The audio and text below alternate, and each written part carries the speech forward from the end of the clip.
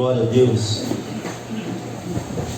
O texto que nós lemos, Eclesiastes 11, versículo 4: quem observa o vento nunca semeará, e o que olha para as nuvens nunca cegará. A Bíblia vai nos mostrar alguns textos falando em semear, em plantar e em colher. Muitas das vezes, a maioria dela até de uma forma literal, realmente de plantar de fato. Mas em algumas passagens da Bíblia, esse plantar não é apenas de plantio, de algo literal, mas também daquilo que fazemos na nossa vida. Tanto é verdade que Gálatas capítulo 6,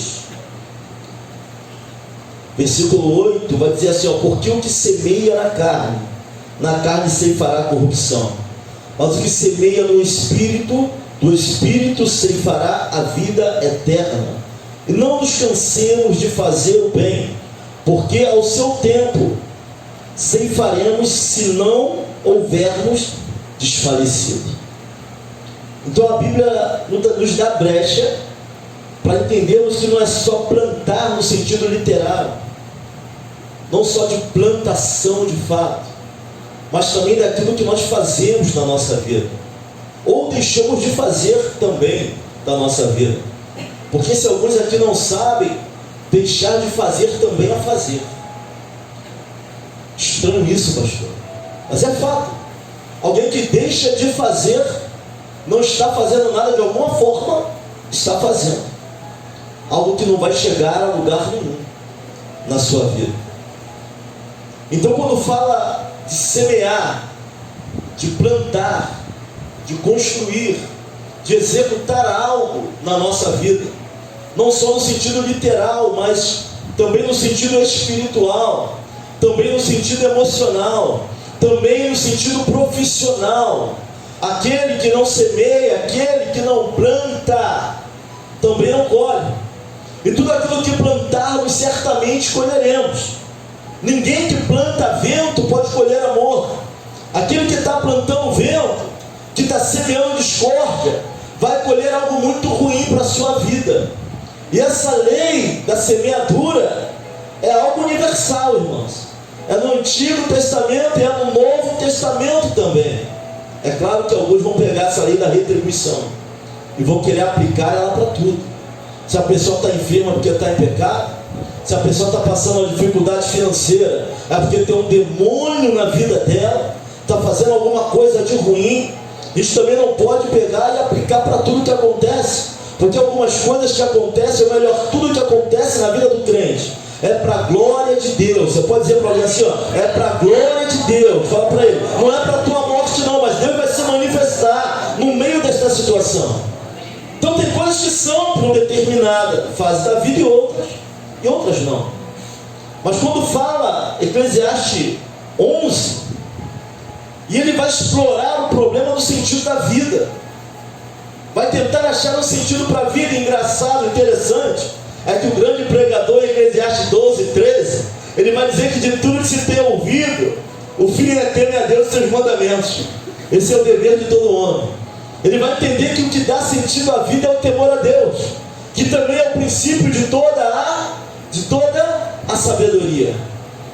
Mas nós temos que ter muito cuidado, irmãos, porque semear significa distribuir semente jogar semente sobre alguma coisa.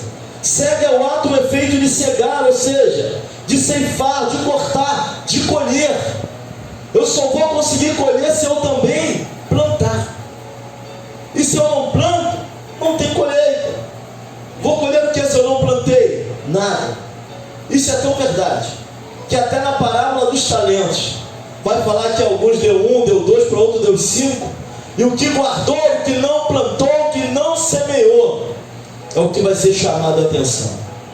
É necessário semear, é necessário plantar, é necessário redistribuir e fazer crescer tudo aquilo que Deus tem colocado em nossas mãos.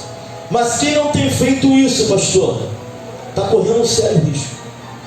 O nosso texto ele vai dizer que observa o vento nunca semeará. E é sobre isso É sobre isso que o Espírito Santo tocou meu coração para estar falando para a igreja.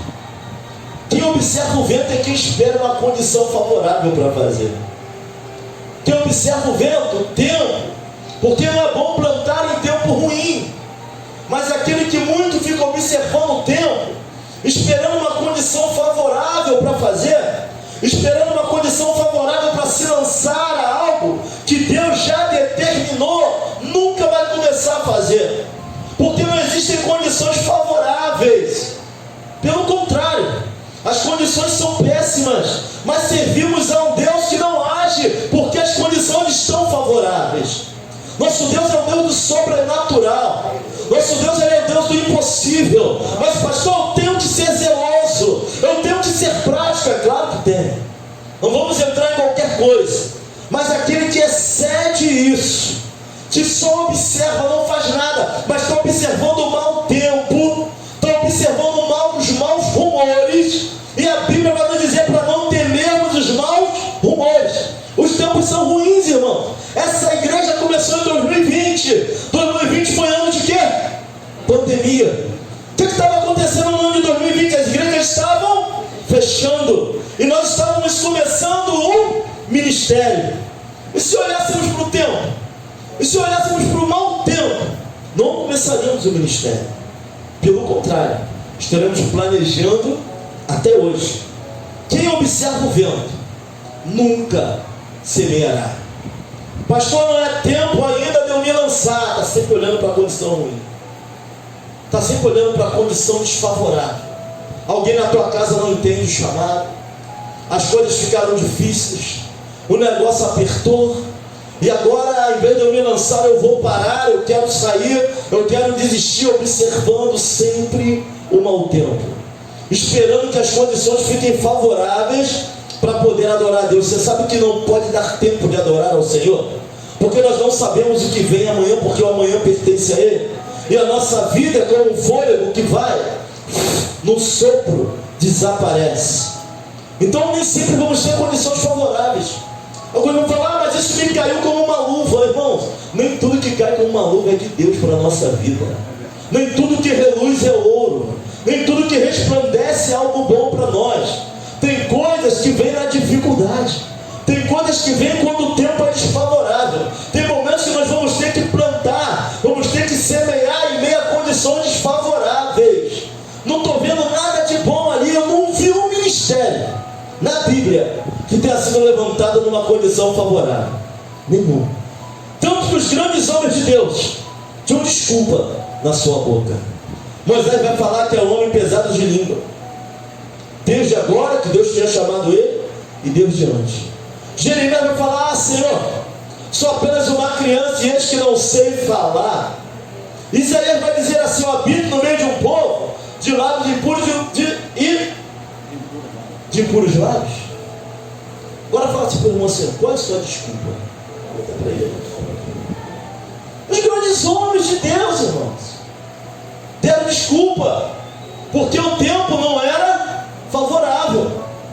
Você imagina ser criado no meio de um povo, depois você vai embora e volta para falar assim, ó, meu Deus mandou liberar o povo dele, deixa o meu povo ir para que me adore no deserto. Sabe o que todo mundo estava dizendo? Estou conjecturando que ele está cuspindo no prato que ele, porque ele foi criado aonde? Aprendeu a ciência de liderar aonde? Aprendeu a ciência da guerra aonde? No Egito. No entanto, ele sai e volta e vai reivindicar a liberdade do povo do lugar onde ele foi criado. Porque ele só estava no Egito porque Deus quis. Porque ali havia um propósito, ele ia aprender para depois passar. E aí o tempo era desfavorável para ele, porque voltar para o lugar de onde ele saiu e dizer para liberar o povo. Mas a igreja tem isso, irmãos. Alguns acham que são donos de pessoas, mas não somos. Quem governa e quem manda é o próprio Deus. O mesmo Deus que levou ele, depois trouxe e falou para levar o povo para adorá-lo no deserto. Sabe, tem muitas pessoas que estão preferindo olhar para as circunstâncias ao invés de semear. Você sabe que pode ainda piorar. No meu trabalho tem um ditado que não há nada tão ruim que não possa piorar. pode ainda piorar. E tem gente esperando melhorar para poder fazer. Tem gente esperando, Deus já deu a ordem, irmãos, esperando mais uma confirmação, esperando mais um sinal. Eu ouvi falar da história de uma missionária que estava esperando os filhos crescerem para poder se lançar na obra do Senhor. Chegou um tempo que ficou tarde demais para ela fazer a obra. Já tinha passado o tempo dela se lançar. Tem pessoas que ficam olhando as circunstâncias ao invés de semear, e não percebem que estão apenas olhando o vento. O tempo está passando. O tempo está passando. Se ficar esperando pelas condições perfeitas, elas não vão chegar nunca. Não vamos conseguir realizar nada. Não existe hora perfeita para realizarmos aquilo que Deus tem mandado na nossa vida. Pessoas olhando para o tempo. Quando melhorar, eu vou sair com a minha esposa. Pode não melhorar nunca. Não começa a juntar um dinheiro, não. Não começa a planejar numa viagem, não, para ver se tu vai. Teve pessoas que esperaram 30 anos para se aposentar. Morreram com 6 meses. 6 meses de aposentado. Veio a falecer. Esperou por tanta coisa a vida toda e não viveu metade do que esperou para viver. Nós temos que ter a capacidade de aproveitar as oportunidades. Sabe, ter aquela visão de campeão, de vencedor. 12 espias vão ver a terra prometida. 10 viram as mesmas coisas. Um cacho de uva tão grande que não dava para um carregar sozinho. Viu que a terra era próspera, era a terra que manava leite e mel, mas vem trazer um relatório negativo. Olhou tudo que era ruim, não viu nenhuma coisa que era boa. Sabe, para o otimista, o copo no meio é um copo vazio. Para quem, ou melhor, para o pessimista, o copo no meio é um copo vazio. Mas para o otimista, o copo no meio é um copo quase cheio. Tudo está na nossa visão, está na forma de olhar, está na forma de ver. Tem uma parte do discipulado que vai falar de visão. Que se você vê a vida errada, as suas concepções das coisas são erradas, e os seus pensamentos são errados. Temos que pedir a Deus: Senhor, vem abrir a minha visão, Pai. Me ensina a semear em meio a condições difíceis. Está soprando o vento, mas não significa que vai chover. Deus é Deus que pode segurar o tempo para que o povo dele cresça em meio aos seus propósitos. Está na hora de começar a enxergar e ter a visão certa das coisas, para a honra e glória do Senhor. Nós tivemos aqui um seminário, uma bênção, irmão. No sábado acabou 10 horas. Se você só olhar para o tempo e para a hora, você vai falar que o seminário foi ruim. Mas para quem veio para aprender, comeu, sabe que Deus falou aqui nesse lugar. É a visão. Quem olha para o tempo e o vento nunca vai semear, vai reclamar de tudo. Mas outra hora estava no forró até de madrugada e a poeira subindo. Vem para Deus, reclama de tudo. A visão é a forma errada de se enxergar as coisas. Claro que nem toda hora a gente vai sair 10 horas, mas nem tudo está no nosso controle. E até isso Deus permite, porque é justamente quando as coisas saem do controle que os murmuradores vão aparecer. E até nisso Ele está vendo. O mesmo Deus que está procurando aqueles que o adoram em espírito e em verdade, também sabe quem fala demais e quem fala de menos. Domínio próprio começa na boca, começa na língua. Está na hora de mudar a visão.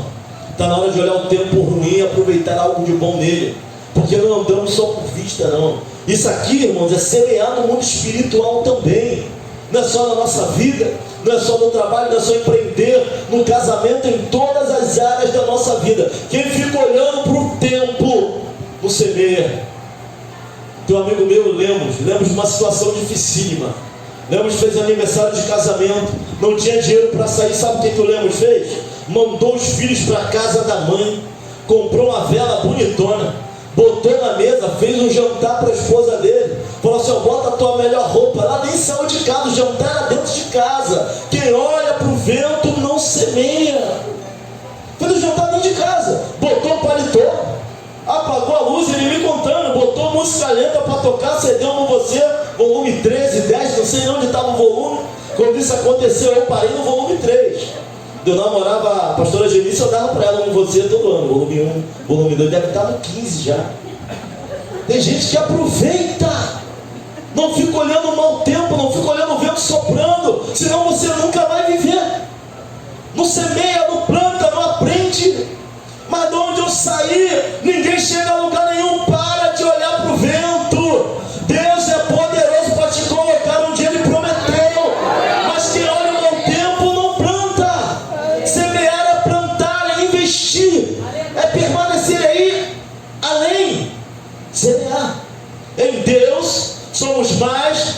vencedores. Eu sou super crente, não. Ser mais que vencedor é alguém que vai além das suas expectativas, vai além daquilo que ele mesmo pode dar. É ser mais, ele vai além. Sozinho, não dá. Só Deus na nossa vida. Mas tem gente olhando demais para as circunstâncias aqui. Tem gente olhando demais para as dificuldades e ficam presos nela, olhando o tempo. Não planta, não semeia, não faz nada. Olhando dificuldade. Ó, não dá para fazer. Ó, não dá para começar. Ó, não dá para me lançar. Ó, não dá para mudar. Ó, não dá para crescer. Parece aquele coiote que anda com uma nuvem preta na cabeça. Ó céus, ó dia, ó noite, ó lua. Só reclama, não dá, não dá, não dá, não dá. Porque olha tudo de ruim, parece uma esponja. Vai tudo para ele aquilo que é ruim. É pessimista. Nada vai dar certo. Olhando o tempo, olhando o vento. Não planta, nem semeia. Pode não haver a hora perfeita para algumas coisas. Não tinha hora perfeita para começar esse ministério. Pelo contrário, começou numa hora complicada. Mas quando tu vê a mão de Deus em cima de algo, quando Deus está no negócio, sabe? Tem gente que hoje não aprende porque quer fugir do deserto. Deserto é lugar de morte se você for sozinho. Se Deus te levou para lá, é lugar de aprendizado. Mas tem gente querendo correr rápido demais da missão. Tem gente querendo sair, ainda nem aprendeu, ainda nem falou tudo, ainda nem complementou tudo. Ninguém aqui gosta de ser provado. Se tem uma coisa que é ruim é ser provado. Eu tinha um professor que fizeram um teste neles. Alguém lá, coordenadoria, fez um teste para ver se ele ficou nervoso. Falou, você está acostumado a dar teste. Ele, mas ninguém gosta de ser provado. Ser provado é ruim, mas é necessário, irmãos. Toda obra vai ser provada no fogo. E aí, se o fogo ele purifica tudo.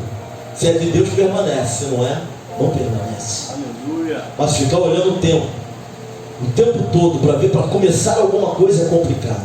Olhar circunstâncias é complicado. Temos que ter a capacidade de aproveitar as oportunidades, de agir, de decidir, de começar a ter iniciativa para algo. E temos que ter muito cuidado para não cair numa armadilha chamada procrastinação. O que é isso, pastor? Procrastinar. Procrastinar significa adiar uma ação. Para uma pessoa que tem essa mania de procrastinação, resulta em estresse, sensação de culpa, perda de produtividade e ainda cai no pouco caso das pessoas. O que é procrastinar? Tem que fazer, mas nunca faz. Tem que ter aquela conversa, mas nunca tem. Vai empurrando com a barriga, ainda não é tempo, ainda não chegou a hora, não tem como fazer, vai procrastinando, vai deixando sempre para amanhã, porque é melhor do que se aborrecer hoje. E o negócio vai virando uma bola de neve. E a desculpa é essa: hoje não dá, hoje vou chegar tarde. Não, esse negócio é tão sério que tem gente estagnada na sua vida espiritual, de tanto deixar a coisa para depois. Gente estagnada dentro da sua casa, nunca limpa o armário, nunca joga aquela roupa fora, nunca ajeita o quarto, nunca acerta o sofá. Está sempre procrastinando, sempre deixando para amanhã, sempre olhando mal o tempo. Hoje está tarde, hoje não dá para organizar, hoje eu não vou chegar, hoje não dá para fazer, sempre deixando para amanhã aquilo que era para fazer hoje. Fala para alguém assim, saia desse pecado da procrastinação. Fala para ele. Parece pouca coisa, mas não é não. Só fala, mas nunca sai do campo das ideias. Não consegue materializar nada, não consegue agir, não consegue fazer. Olhando sempre o mau tempo. Não se consagra hoje porque não dá, amanhã não dá para fazer um jejum porque está cansado. Vai empurrando, vai empurrando, vai empurrando. Nunca faz o propósito. Hoje eu estou cansado demais para isso. Hoje eu estou cheio demais para aquilo. Vai procrastinando, olhando o mau tempo, olhando sempre o mau tempo. Geralmente, nenhum chamado vem em tempos bons. Geralmente as grandes coisas de Deus para a nossa vida vem quando mais o negócio embaça. Não me pergunte por que o nosso Deus age dessa maneira, porque eu não sei. Mas Ele é Deus do sobrenatural. Ele abre portas onde nem parede tem. Ele deixa embaçar para entrar na causa e mostrar quem Ele é. É assim que acontece. Davi e Golias, 1 Samuel capítulo 16, não é isso? Versículo 27. Repetiram a Davi o que haviam comentado e lhe disseram: é esse que receberá o homem que matá-lo. Davi é mandado pelo pai para levar as coisas do longe para os seus irmãos. Quando ele chega lá, começa a falar de Golias. Golias aparecia 2 vezes perguntando se tinha homem para enfrentá-lo. E as pessoas saíam das fileiras quando viam Golias, pedindo para fazer um mano a mano. Golias, 6 côvados. Se colocarmos aí 40, 50 centímetros, 2 metros e alguma coisa, 3 metros. Desde a sua mocidade treinado para a guerra, para a batalha. Quem enfrentar aquele homem? A probabilidade, o tempo era muito ruim. O próprio Saul não ousou enfrentar Golias. Aí chega Davi e ouve dizer: o que daria, o que o rei vai dar para aquele que enfrentar esse gigante? O rei vai encher de ouro, de fama, vai dar a filha em casamento. Irmãos, eu não sei se você percebeu isso, mas Davi, além de ser sisudo, o jovem que o papo com ele era reto, sisudo de língua, aquilo que ele falava, alguém sisudo em palavras, é a referência que vão dar para Davi, mestre em harpa. Quando Davi tocava, o demônio que estava em Saul tinha que sair da presença de Deus na vida de Davi. Davi era um jovem oportunista. Não falo oportunista no sentido negativo. Ele vai olhar e vai ver uma oportunidade. O que vai acontecer mesmo? Quem enfrentar Golias, o rei, vai dar a fortuna, ele vai dar a mão da filha dele em casamento. Ele, opa, eu sei que eu tenho crido, mas o tempo era ruim. Ninguém queria, soldado ele não era. Já tirei a ovelha da mão do abraço que uso, já tirei a ovelha da boca de leão. Meu Deus é o Deus do sobrenatural, no mesmo tempo fechado, porque o tempo estava fechado para o povo de Deus. O homem daquele tamanho, o povo correndo, e o inimigo sabe quando a gente está com medo, irmão. O povo encolhido na frente da batalha. Davi, ele vai ver uma oportunidade. Não só cria em Deus, mas também era um jovem de visão. Não olhou para o mau tempo. Ele vai entrar naquela guerra, ele vai entrar naquela batalha. Saul vai oferecer a armadura, mas como a armadura de um Saul carnal vai dar no Davi espiritual. Sabe por que a gente às vezes não vence em batalha? Olha para alguém e fala assim: está lutando carne errada. Tem arma que não é para a gente colocar, não. Não é porque o irmão ganhou daquele jeito que a tua guerra vai ser dessa maneira. Deus tem uma estratégia para cada um. Mas Davi, ele entra porque era um jovem de visão. E a primeira coisa que o inimigo vai tentar arrancar de nós é a visão. É a visão espiritual, irmãos. É começar a olhar o tempo muito ruim. Sabe, não é hora de começar o ministério agora, pastor. Não é hora de começar a sair nas ruas agora está ruim demais o mau tempo. E a gente trava, a gente deixa de semear, a gente deixa de plantar, porque está ventando muito. Sabe, tem vento aqui na vida de famílias e de pessoas que parece até que elas vão quebrar. Já viu aquela cana, já viu o pé de bambu? Parece que vai quebrar, vai lá no chão e volta. Mas sabe por que não quebra? Porque tem um que manda também o vento. Se soprar demais a ponto de você quebrar, ele vai mandar o vento parar, vai mandar o mar se acalmar, porque ele tem autoridade para isso. Deus não vai dar aprovação para ninguém aqui que nós não possamos com ela. A luta está difícil, mas você aguenta, senão ele não daria, não deixaria. Mas para de olhar o mau tempo para começar alguma coisa. Começa a semear em áreas da tua vida, na área espiritual, na tua família, na área profissional, semeia. Certa vez eu falei para o Senhor, ele falou assim: não quero mais fazer faculdade, quem vai fazer é a minha esposa. Eu falei: meu amigo, tu vai envelhecer mais 4 anos de qualquer maneira, não vai? Ele falou: vou. Então envelhece com o diploma na mão, por que tu não vai fazer? Ele pegou e fez, se formou, já tinha 40 e poucos anos, a primeira faculdade dele. Plantar para colher, irmãos. Nunca é tarde para se plantar. Lucas capítulo 5, versículo 1 ao 11 vai falar o que? Da pesca maravilhosa. Eles trabalhavam toda noite. O vento era bom? Não, era o contrário, era ruim. Jesus vai entrar no barco de alguém que teve um dia de trabalho fracassado. Ele vai ensinar no barco de Pedro. De repente ele vai olhar e falar assim: ó, faça o mar, vamos. E é necessário, irmãos, não olhar o tempo. Se Deus mandou soltar o cabo da nau, da embarcação, solta e deixa ele levar. Temos que parar de olhar a dificuldade. Temos que parar de olhar as coisas que o cristão, ele não vive do que vê, ele vive do que sabe. E nós sabemos que o nosso Deus é poderoso. Não vivemos de aparência. Falar isso é muito fácil, pastor.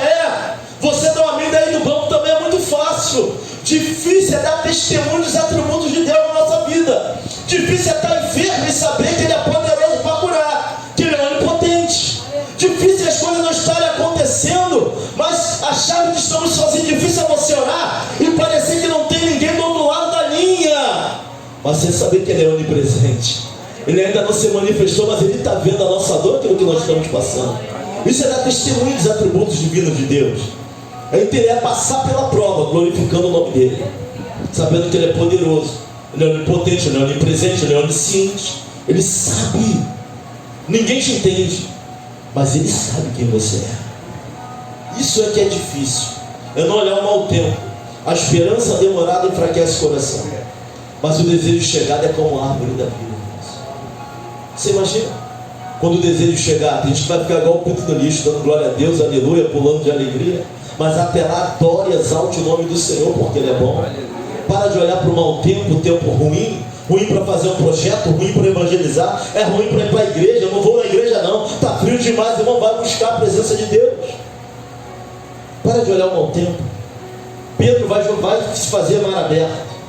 Jesus vai mandar ele lançar a rede. Pedro era pescador, ele sabia quando o mar estava para peixe e quando não estava. Ele sabe que a melhor hora de fazer arrastão, de repente, era madrugada. Quando eu trabalhava na Avenida Brasil, os pescadores começavam às 10 horas da noite, quando amanhecia eles iam embora. Estavam lançando as tarrafas, as redes.